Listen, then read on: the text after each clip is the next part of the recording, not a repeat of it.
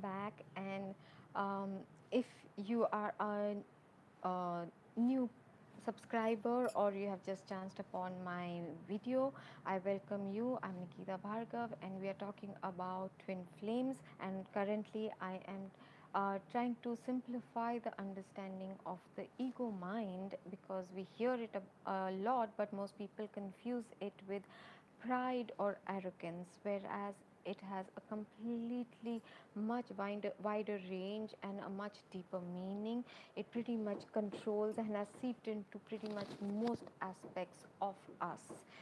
Okay, and we are pretty much under its influence in taking judgments. So every time you are placating or taking a decision based on people pleasing, that can be your family, your siblings, it can be your spouse, it can be the society, it can be your community, you're still actually indirectly placating your ego.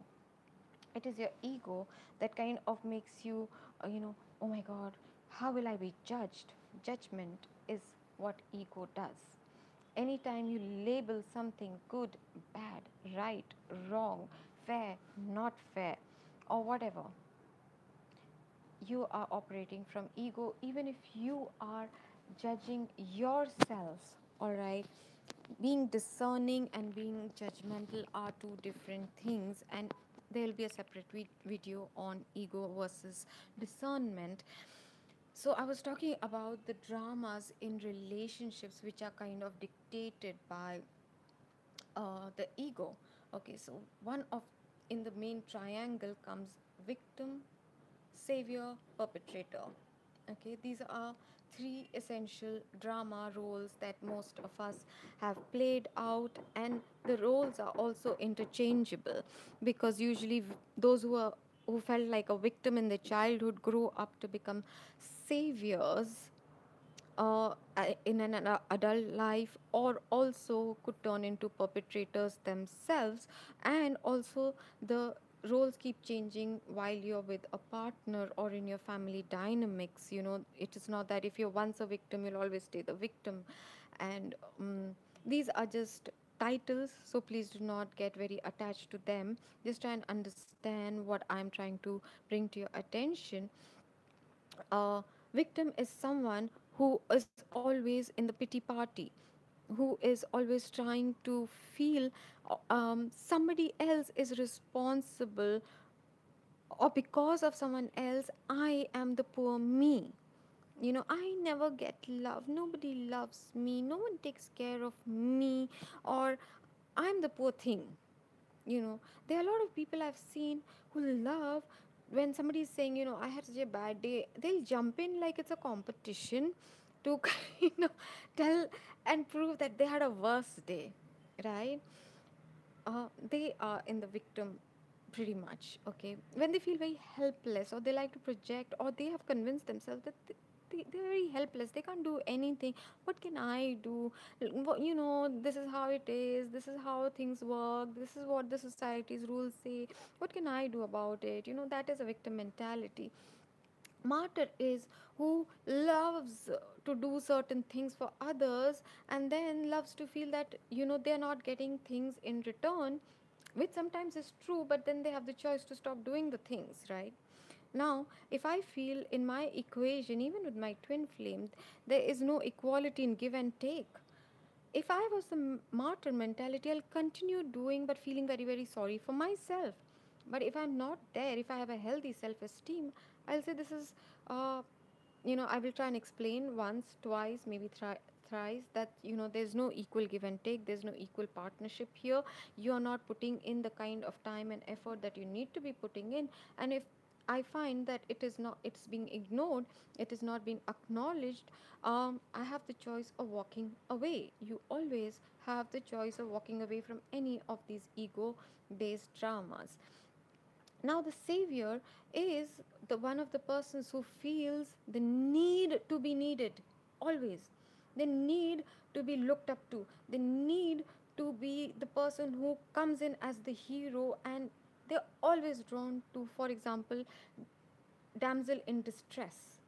I'm not talking specifically gender over here, but they love to be with people who need crutches, be it emotional crutch, be it some other kind of crutch, because they feel no one would love them for who they are, and unless they're doing something for somebody else, why would anyone want to be with them or love them?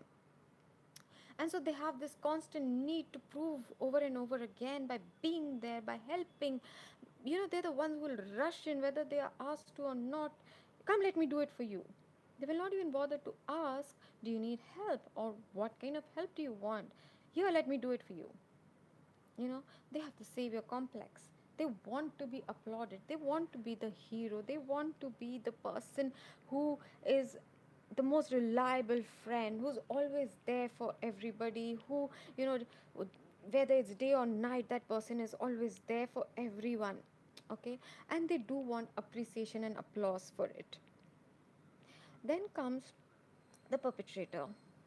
The perpetrator is the one who, like, the bully turns into a bully, an abuser turns into an abuser, not always. But here, they decided that since I am so miserable, when I was put through this, why should I spare someone? A mother in law who, when she was a daughter in law and was tormented, okay, decides, instead of becoming a better mother in law, decides, I'm going to make this the tradition and I'm going to pass this on. Okay, if they choose to heal themselves, all this story can stop, and at any given choice, you can step out of these roles. Some other indicators that you or anyone you are interacting with, and this is not just with the twin, this is with anybody. Yes, even colleagues or vendors or uh, the auto guy. Okay, if in your behavior, them, whoever, if somebody is unhappy and they become, I don't want to talk to you, the aloof drama, that's ego. You are trying to punish them by withdrawing your presence. That's your ego. You want the other person to come after you. Okay, if you are an uh, inquisitor, in the sense, the minute somebody comes, you have this 10,000 questions. The third is the intimidator. Do this or else. Okay. There are a couple of more, but these three, uh, there's a punisher, there's a couple more, but essentially you're getting the point of how to figure out whether in your equation, and especially with your twin flame, if we are saying that you are still in codependency and you say, no, I'm not dependent on him, this is something you need to check. If you are blaming your twin for your anger issues, or your feeling helpless, or you feeling xyz things, that is a codependent relationship. If you're looking for your soulmate, your twin flame, your karmic partner, whoever, to provide for you financial stability, emotional stability, or um, to stand up for you, to fight the world for you, or to provide anything that you feel you cannot provide for yourself. One could be just a plain division of labor, labor. But if the foundation is not love, pure love, we'll talk about what is real love and what is the perpetuated concept of love, which is nothing but codependency. That jealousy is love, possessiveness is love. No, it's not. Those are showing your insecurities and your wounds. The reason I'm speaking so much about this today is because Chiron is moving into Aries, and then he's going to be there for a few months. The next few months are going to be pretty much relentless vis-a-vis your egos, vis-a-vis your core wounds, vis-a-vis your past patterns and mistakes. This is a time for balancing your karma. Okay, so I'm just hoping that these tips are going to kind of help you, assist you to figure out where what is happening and what you can do, or where you need to, maybe take classes or take help to heal yourself, or to find out more, to learn more about the topic, right? So the reason, that's why I'm trying to give you pointers that this is how you can probably go in, or this is how you can figure out if you're operating from codependency or ego or need based or void based, uh, in any relationship equation, especially with your twin flame. Because a lot of people, when somebody is doing a reading for them or is doing energy read or getting channeling messages, and you say, you know what, you are still codependent, and they're like, no. uh, so now you can check within yourself that, oh, I'm emotionally needy, or I am uh, feeding I'm using this person to feed my ego, if not my emotional needs, right? So that's how you can figure things out and move towards healing yourself. And since I brought this up, I just want to talk slightly about a lot of things, a lot of symptoms, a lot of physical issues are also coming up because of this is the time for a lot of balancing of karma. It's like settling the account books, okay? So, a lot of people are slightly going through discomfort or endings of, say, jobs or relationships, or they are finding suddenly with their karmic partners, their arguments happening, conflicts happening, and no matter what they're doing, it's taking a turn for the worse. It's because the time, the karma, the give and take is over, and now the time has come for them to let go and move on, because there's something better or something that is more aligned with their story, with their life purpose to move forward with, right? So if anything is trying to leave your life in this moment, um, in a there's negativity, there's conflicts that has caused it. Think about it, was it based on true love? For example, if it's a job, was it something I've always wanted to do? Then why am I fighting so hard to hold on to it just because it's family business? I never even wanted to join it, for example. So where lies my true passion, or what is it something now this is giving me the opportunity to go forth and look for something better, for example? So, a lot of things, including physical symptoms, are really, really happening, and you might not be in the best of health right now.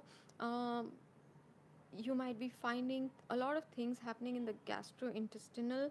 There are a lot of physical pain. Uh, in my audios, I had already spoken about, feverish and nausea and dizziness and those kind of symptoms, but I'm just repeating here in case somebody needs to hear this. But also, there was a lot of miscommunication and fights that happened between twin flames. So, if that is something that has happened, just check. Uh, if you are not getting in touch, because I don't want to be the first one to get in touch, or I don't want to pump up his or her ego, or you know just check if you are causing a chasm. I have seen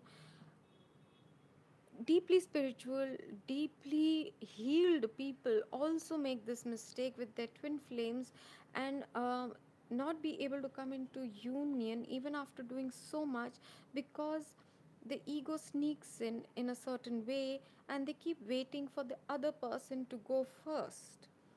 How sneaky and subtle it is, because you feel, oh, but I become the chase if I'm the one who's always starting or initiating and everything.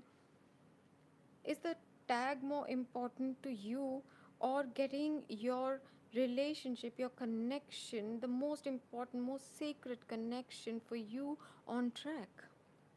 I'm not saying stalk, I'm not saying harass, I'm just saying, if you're really, really intuitively feeling that maybe I need to get in touch, I just want to check up on my twin flame if they're doing fine, because when they are not so fine. I have been feeling that something is really, really off with my twin flame too.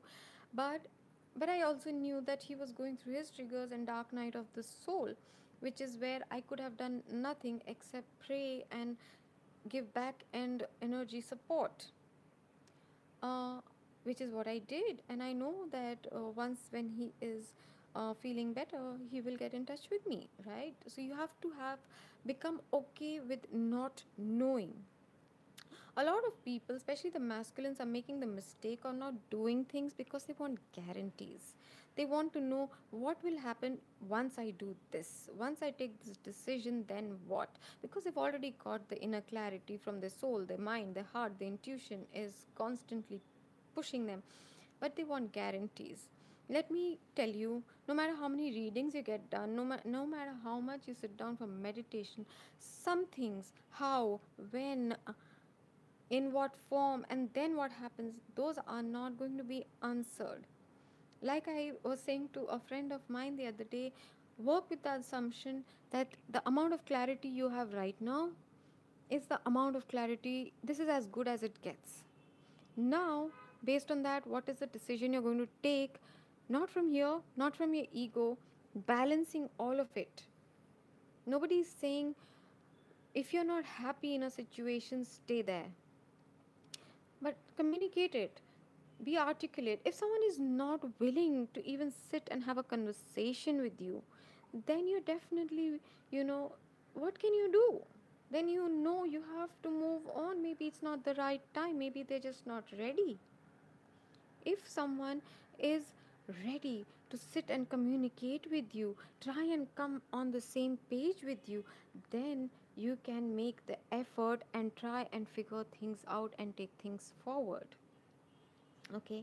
And in my next video, what I'll be addressing is a very important question: how do we know when someone is your true twin flame or not? So stay tuned in, and I do hope you're finding these tiny video snippets, or whatever you want to call them, useful, helpful. They're more to um, give you pointers. These are not detailed classes, these are not workshops.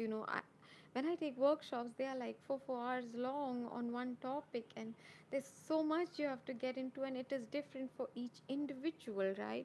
So if for one person I tell them you need to break up with this person and focus on your career for some time and not give in to the other person, my guidance is, you know you need to stay and work at it. Why? Because the second person is the one who always wants to run, and the first one was obsessing.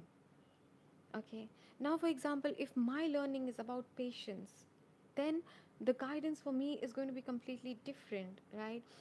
What someone's childhood issues were, what their dynamic with their parents were, what their equation with their twin flame is, it makes the story very, very different, and your guidance changes accordingly. But I'm hoping that these are going to give you pointers for self analysis, introspection, for your retrospection, because if the whole cosmos seems to be prompting, pushing all of us to go inward and to reflect, continuously reflect, redo, rethink, reanalyze, understand our patterns, overcome our fears, to stop giving in so much to the mind, to live from the heart, and to act on the intuition. We are constant love and light.